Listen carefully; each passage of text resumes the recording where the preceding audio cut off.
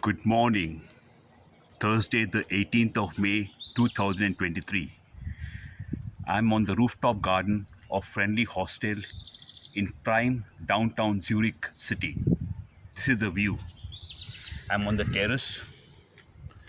Behind me, you can see the largest wall clock on the facade tower of St. Peter's Church, the oldest parish church in Zurich, St. Peter's Church.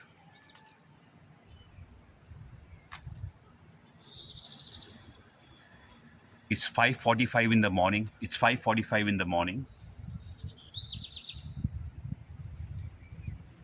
Zurich city.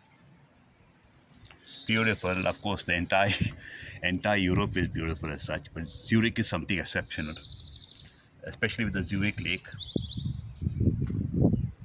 See the chimneys, smoke coming out from the chimneys. Tiled houses. All the houses are tiled, most of them. And here the imposing clock tower. You can also see the time. It's working. The clock is working, very much functional.